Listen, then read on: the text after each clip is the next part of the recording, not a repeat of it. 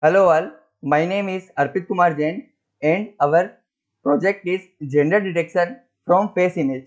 In this video, we will show you step-by-step overview of model for gender classification using Python.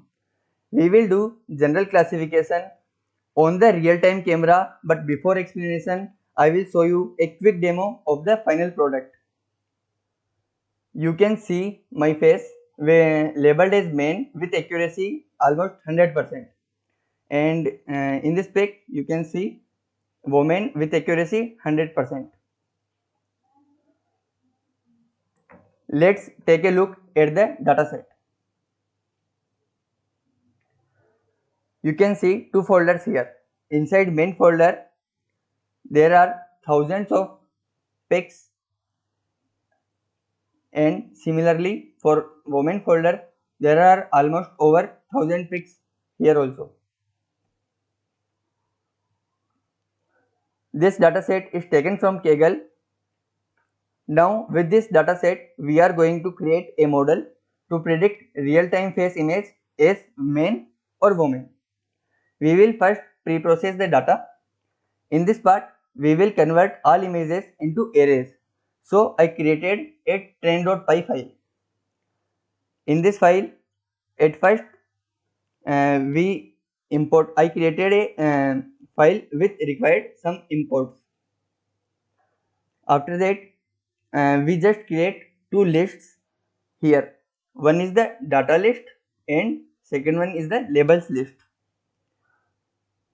And data list, in this data list we will append all images, and in the label list we will append corresponding labels. After that I am using the globe here, so it gives us the path for our data set. Here first slash gives us the folder name and second slash is the gives us the image. Okay, now image files stores, this image files variable store all the paths. Then I shuffle here. So because image files have all men images first and then women images, with this weights changes completely at the end and we will not get a ideal model. So I will shuffle them. After that we will loop through all images and using CV2 imread I am reading and storing all images into arrays. Then we will resize the image to maintain uniformity to get a good model.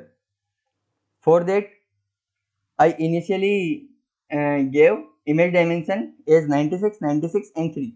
The first 96 is height, second 96 is width, and then 3 is a number of channels, red, blue and green RGB values. 3 channels we have. After convert image to arrays, we will append all into the data list.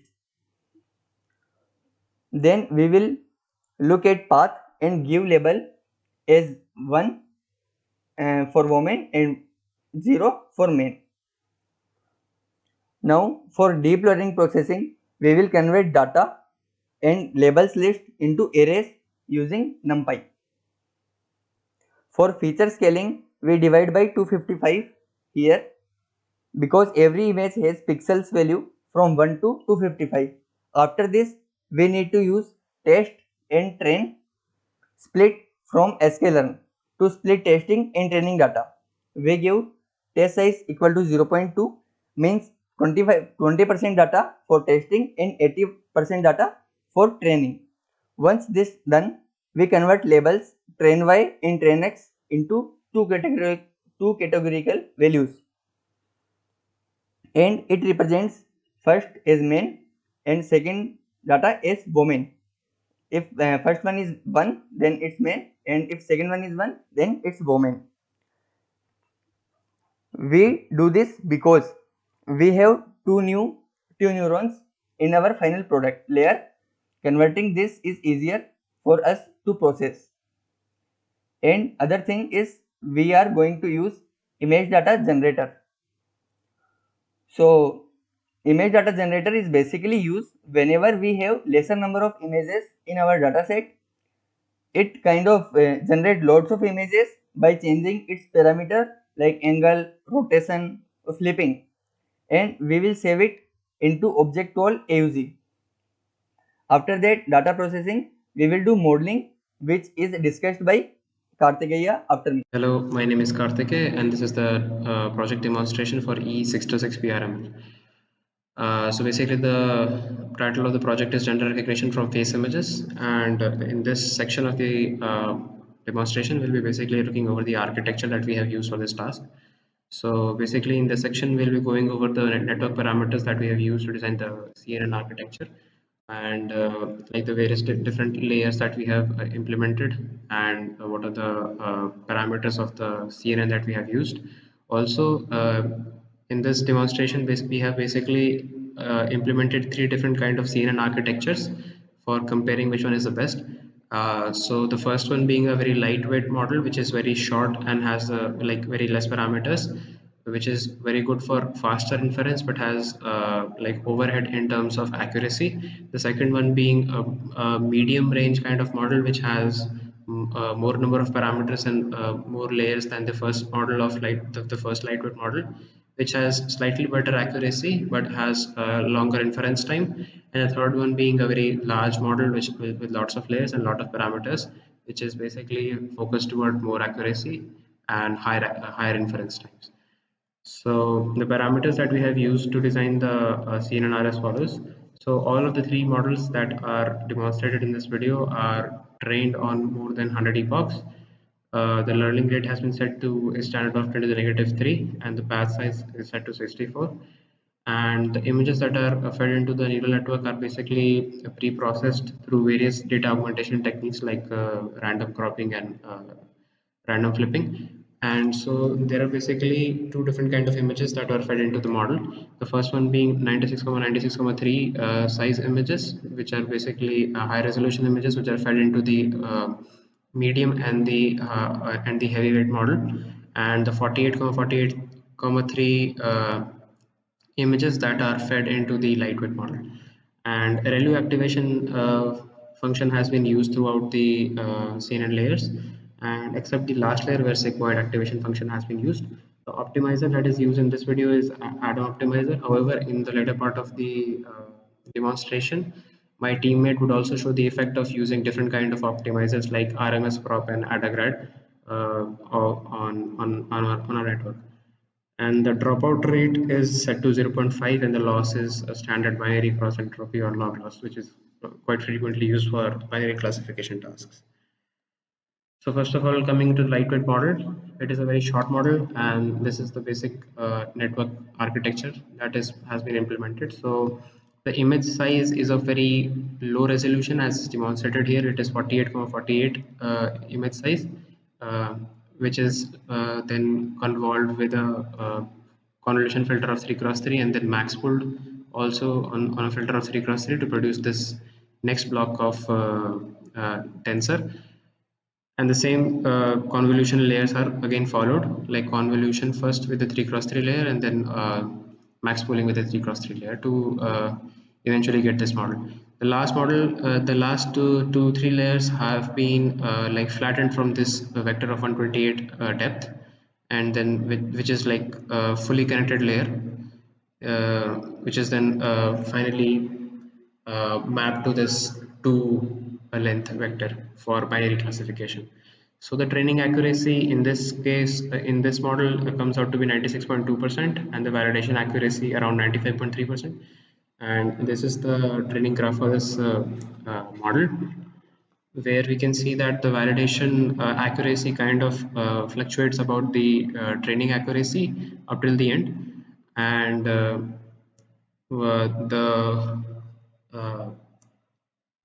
uh, loss, the training loss steadily decreases till 100, and the validation loss kind of fluctuates throughout. The network parameter for this model is roughly close to 2 million parameters. Coming to the medium weight model, which has more number of layers, and the basic difference between this and the previous model is that here some layers do not have a max pooling layer, as is shown over in these two blocks, where this block is just directly mapped through a convolution from this block to this block, and no max pooling layer has been used. Same goes for this one. And the fully connected layers have been reduced here because the number of parameters were increasing if we use more fully connected layers. So the training accuracy comes out to be much better than the previous model, approximately around 99.2%, and validation around 97%, as can be seen from the graph. But the basic issue with this model is that we can see that the validation loss kind of shoots in some areas where the training loss continues to decrease. So this could be due to overfitting of the model on the training data set. This model has parameters close to 8 million parameters. Next, coming to the heavyweight model, where the more number of layers have been added, like the fully connected layers have more number of fully connected layers have been added, and the previous model more or less remains the same. And the training accuracy doesn't see a very huge increase from the previous model, and neither does the validation accuracy. And this also, I think, so suffers from this problem of overfitting after some number of epochs. So this was the basic demonstration for the network parameters and architecture. Next, we'll see a little demo.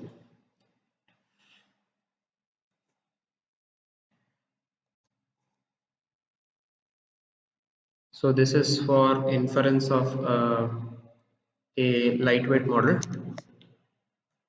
which can clearly show that it is working correctly. It is a lightweight model and not the heavyweight or the medium weight model. Next, if we see for the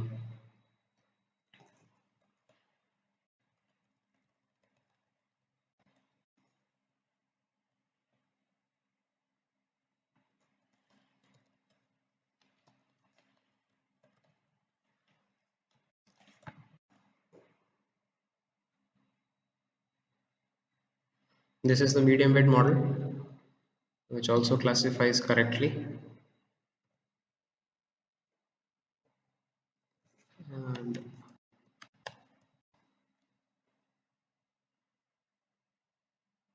And this is the heavyweight model. As you can see, it is very laggy because of the fact that a lot of parameters have to be computed for this. So the inference time actually increases. So that's why the frames per second decreases for this model.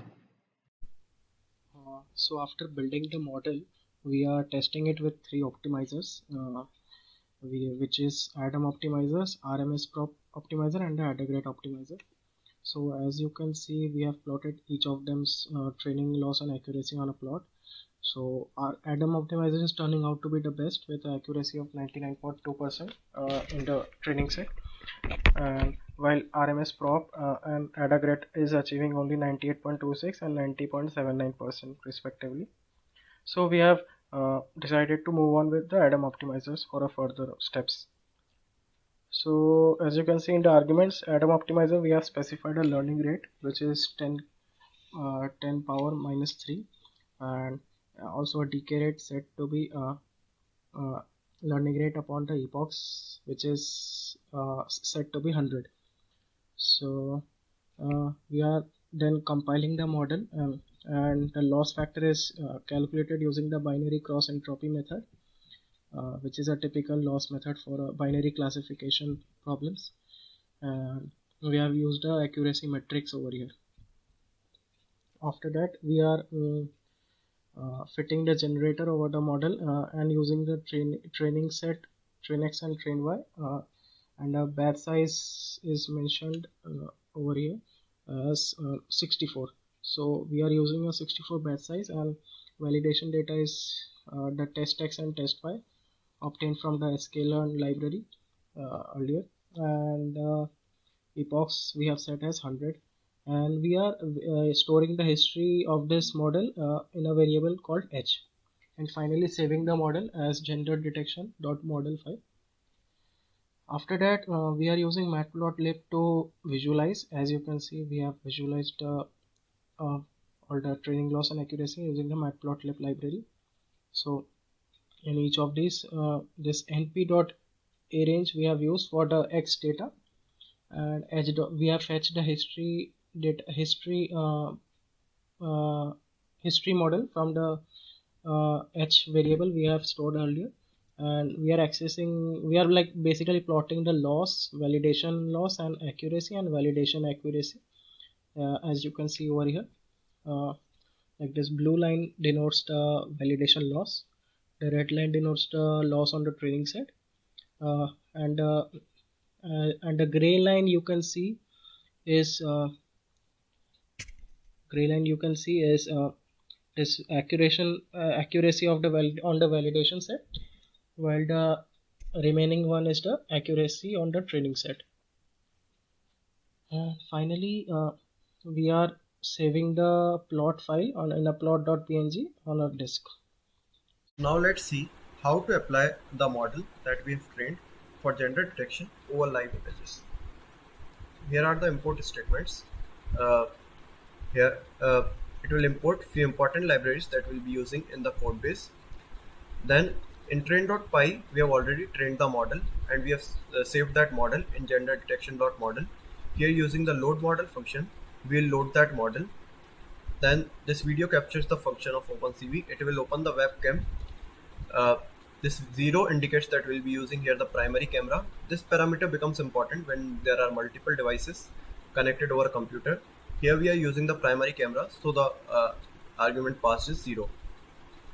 Then there are two classes, man and women, and we will classify each face detected into these classes. So ultimately video is a continuous stream of frame. So what we'll do is we'll take one frame at a time and detect the faces in it and classify using that faces into the classes man or woman.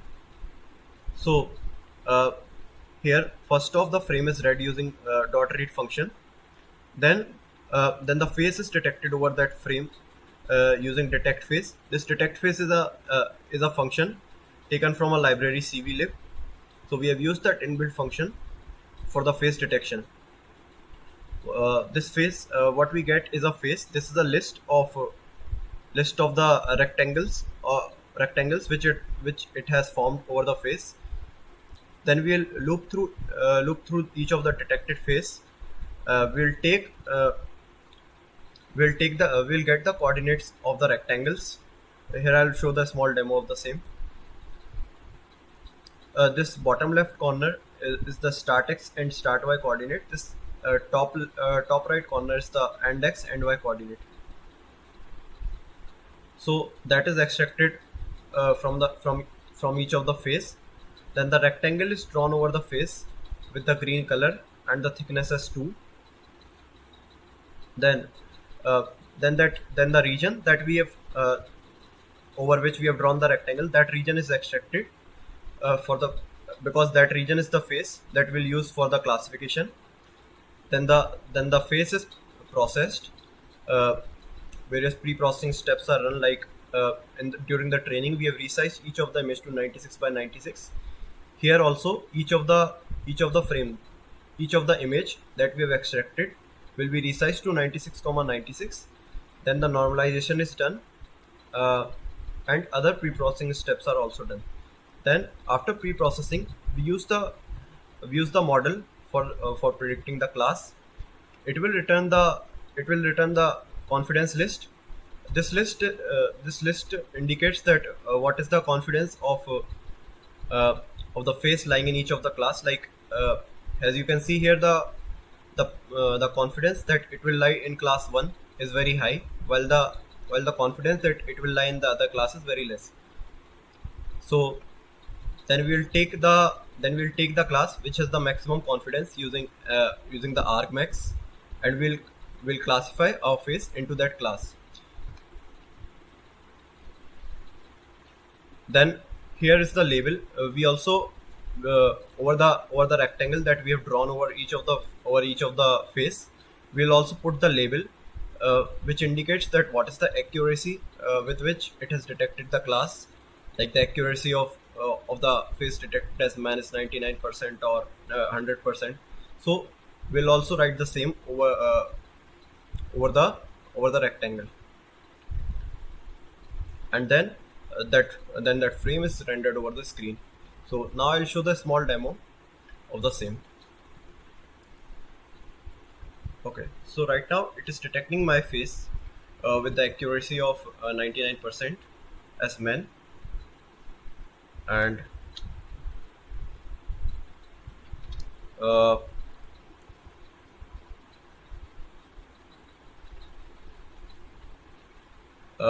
I've taken one image. The accuracy of this detected as woman is 98%.